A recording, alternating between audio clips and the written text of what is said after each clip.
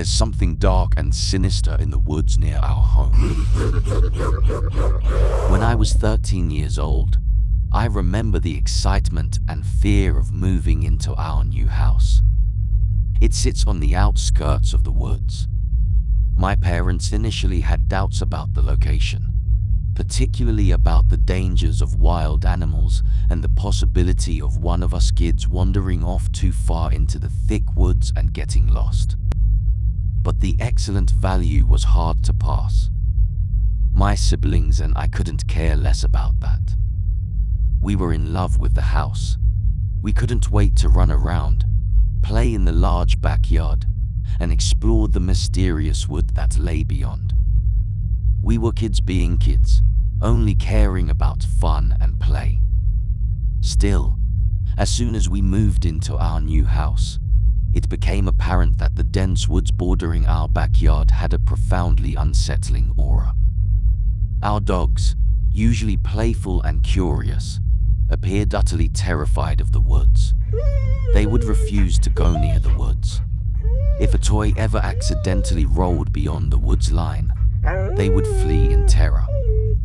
They would pace in stress whenever one of us entered the woods, refusing to go further and waiting anxiously along the wood's edge for our return. On several occasions, the dogs seemed to be staring at a specific spot in the forest while displaying signs of obvious distress. They would growl and bark as if they were trying to warn us of something.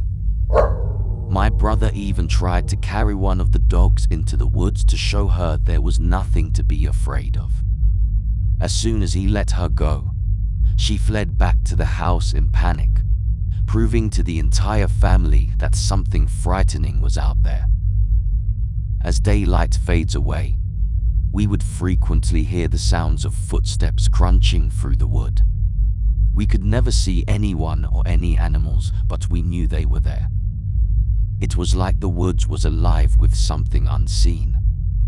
We began to tell stories to each other, trying to make sense of what was out there.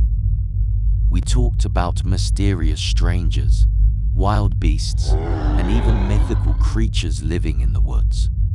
We knew that these stories were just a product of our imaginations, but it still felt like something was lurking in the darkness. At night, the strange sounds from the woods seemed louder and closer. We would huddle together in our beds, too scared to even look out the windows. The strange noises continued until the morning sun rose, and we were all able to breathe a sigh of relief.